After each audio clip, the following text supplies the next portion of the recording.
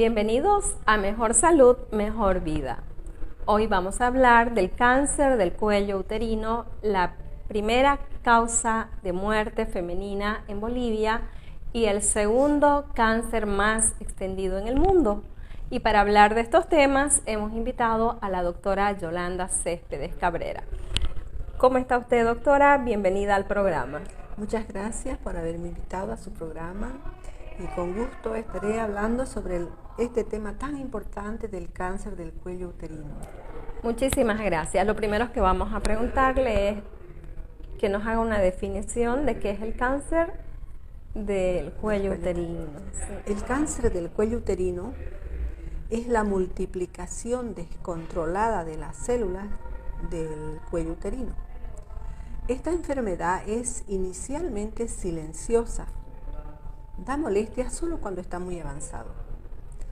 Es por eso que hay campañas a nivel mundial para detectar el cáncer del cuello uterino, porque puedes estar en una pasarela y tener un cáncer del cuello uterino y no te da ninguna molestia.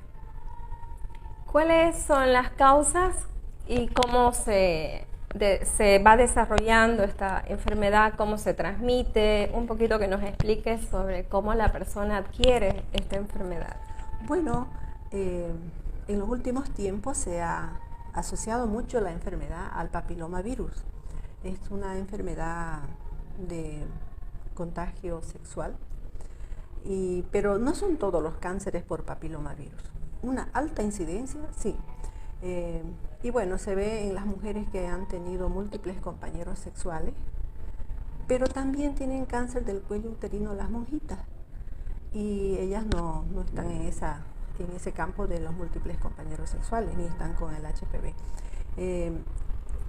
El cáncer del cuello uterino está, como te diré, empezando a buscar las causas que ocasionan este desequilibrio celular. Si bien sabemos que el HPV, que el papilomavirus, tiene una alta incidencia, pero también se ha visto de que cuando las personas tienen un desequilibrio emocional, cuando tienes un sufrimiento, cuando tienes un enojo, cuando estás muy tenso, cuando hay mucho estrés, el organismo, que es como una computadora, percibe que hay un desequilibrio y trata de suplir, entonces manda los estímulos a la multiplicación de las células en esa área. Lo más importante del cáncer del cuello uterino es que todas las mujeres deben hacerse un Papá Nicolau por lo menos una vez al año, porque el Papá Nicolau es el único estudio que nos puede decir cómo están las células del cuello uterino. Si las células están normales o ya tienen un principio de cáncer o hay sospecha de cáncer del cuello uterino. Muy interesante lo que nos mencionas. Por un lado, que generalmente la lectura que uno hace y el conocimiento que uno ha tenido y el acercamiento a esta temática nos habla de que es una enfermedad provocada por contactos sexuales, donde obviamente hay una transmisión del virus, pero con lo que nos estás explicando hoy realmente me rompes los paradigmas. Me parece muy interesante porque también puede ser por causas como el estrés, el estilo de vida, la alimentación y una serie de factores que romperían este tema del papilomavirus. El papilomavirus sí ocasiona.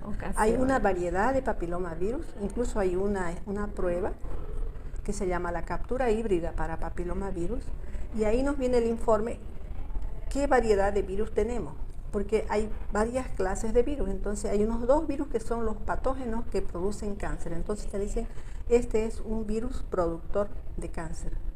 Entonces la señora que tiene ese papilomavirus o ese HPV positivo para cáncer, se sabe que ella en algún tiempo de su vida va a desarrollar el cáncer. Pero hay otras mujeres que tienen el papilomavirus y no es el productor de cáncer. Entonces ellas no van a desarrollar. Eso es una cosa.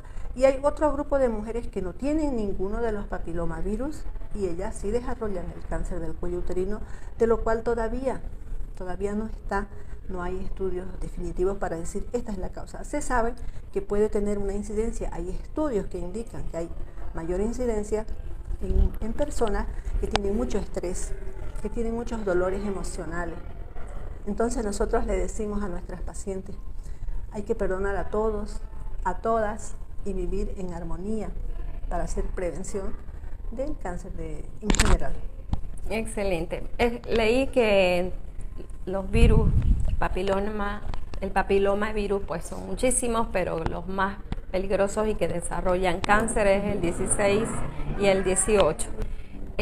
Nos gustaría que nos hables un poco sobre el tema de, aparte de los factores desencadenantes de la enfermedad, ¿cuáles son los tratamientos que se están realizando en Bolivia para esta enfermedad? Bueno, en primer lugar, antes del tratamiento tenemos que hacer el diagnóstico, ¿ya? Y el diagnóstico sí o sí es con un Papa Nicolau y se complementa con la colposcopía. El Papa Nicolau es tomar la muestra del cuello uterino, se hace un raspado suave del cuello uterino con una espátula especial y luego con un cepillo especial que es desechable, que viene para cada paciente uno. Eso se manda en una lámina al laboratorio y la patóloga lo mira y nos dice las células están normales o las células tienen sus núcleos alterados, tienen sus núcleos con diferentes formas.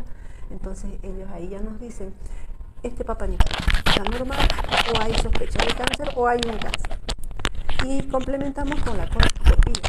La colposcopía es un estudio del cuello uterino donde nosotros le aplicamos una tensión que es el ácido acético y miramos las imágenes con el colposcopio. El colposcopio tiene unos binoculares para ver con grandes aumentos allá en el fondo de la vagina de la mujer, ahí está el cuello, y lo miramos desde acá, buscamos las imágenes, podemos encontrar lesiones sugestivas de cáncer, podemos encontrar mosaico, es una lesión muy característica, leucoplasia, podemos encontrar lesiones sugestivas de HPV, áreas yodonegativas, y esas imágenes al ginecólogo ya le dan una pauta y le están diciendo algo.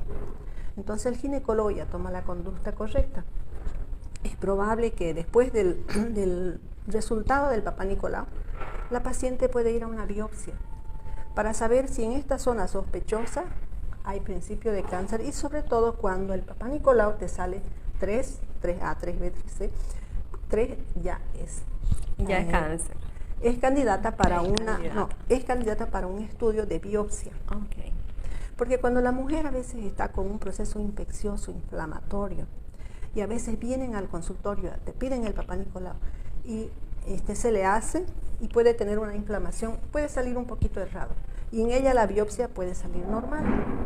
Entonces la biopsia es mandatoria para saber si hay o no hay principio de cáncer. El Papa Nicolau nos dice estudien y la biopsia nos confirma.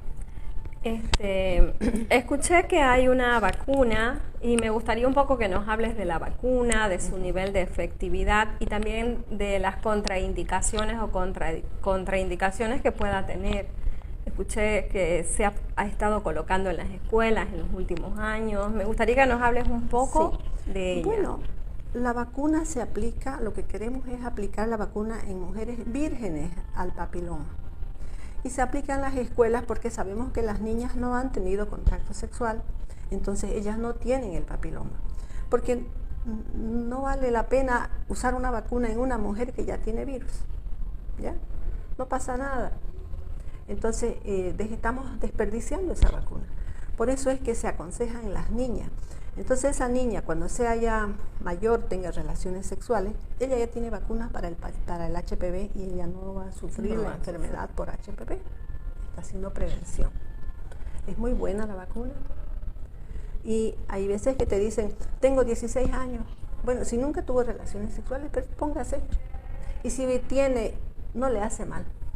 Pero estamos usando mal, ¿no?, la vacuna, que podría ser para otras personas que realmente lo necesiten y que sean vírgenes. Tienen que ser vírgenes al HPV. Ok, y mejor si no han tenido relaciones sexuales. O sea, para que vos tengas HPV, un 99.9% es por contacto sexual. Un 1%, digamos, de que puede ser que hayas adquirido en una enfermería, si sos personal de salud, cuando manipulaste tejidos contaminados con HPV, es mínimo. Entonces, por eso es que se da a las niñas, porque ellas todavía no se contagiaron. O sea, antes de que el ser humano se contagie, entonces recibe la vacuna. Y hay mujeres que te dicen, yo no tuve relaciones nunca, bueno, y ella quiere comprarse la vacuna, se la pone. Y si ella nunca adquirió la enfermedad, perfecto, se está vacunando. Okay.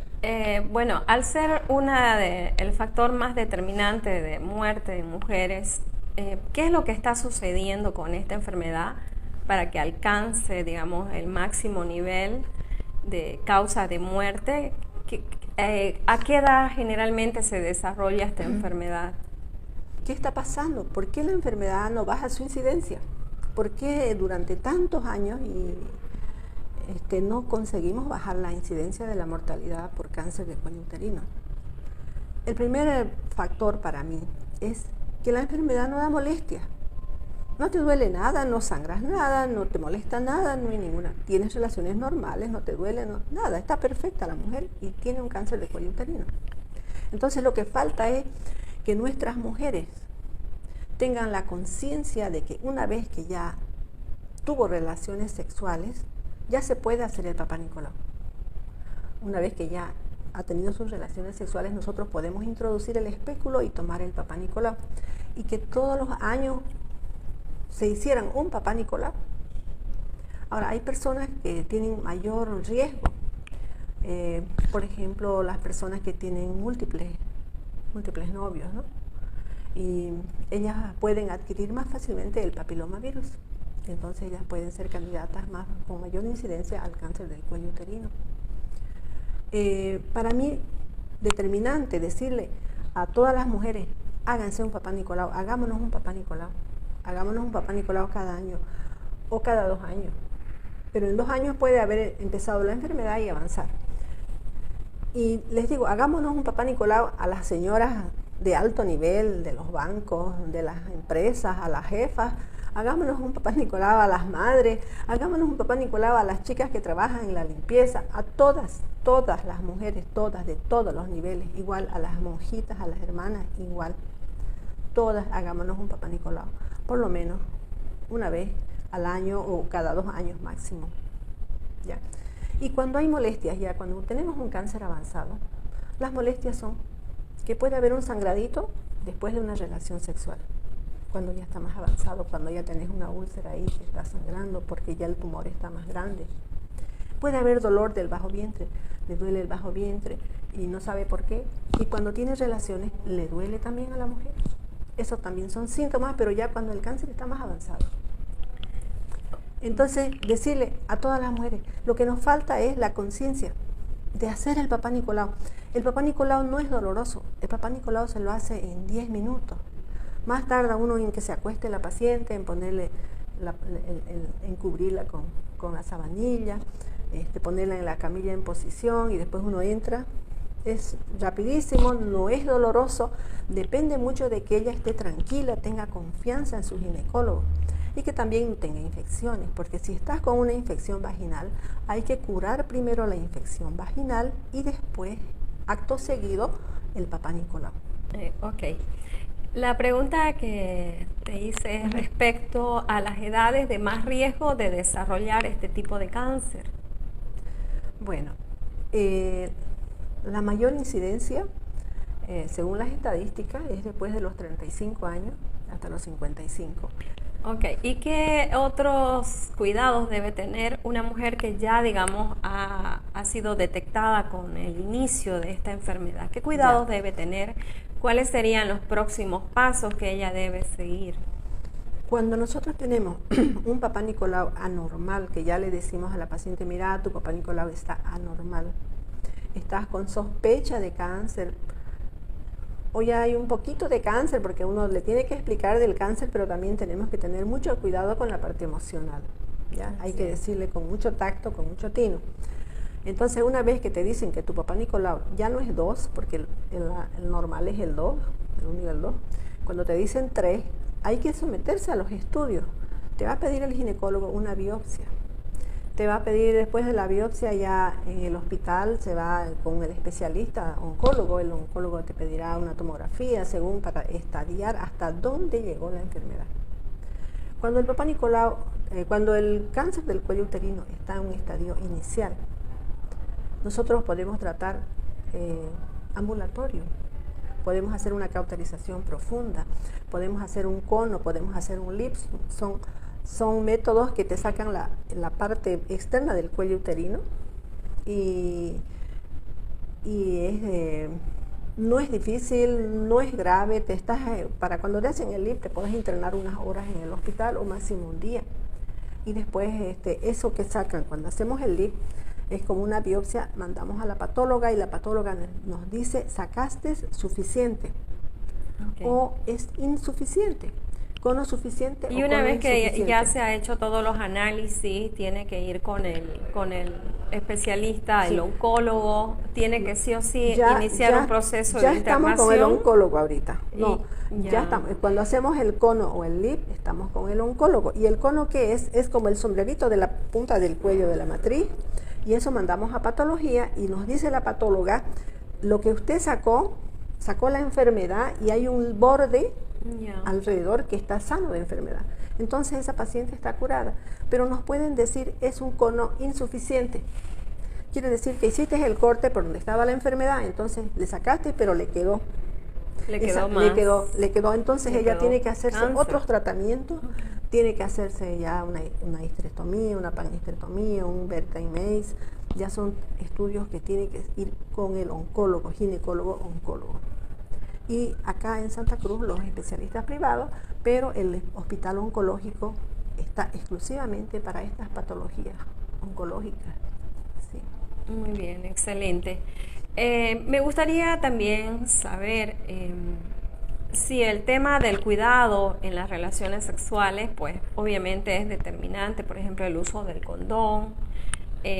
Por lo que me estás diciendo, la población no está haciendo el uso del condón para evitar, porque si la mujer tiene, digamos, una alta incidencia de enfermedad de transmisión sexual como es el cáncer cervical, es porque hay una fuerte promiscuidad quizás, o también un poco, y la falta de higiene también tiene algo que ver con esta patología.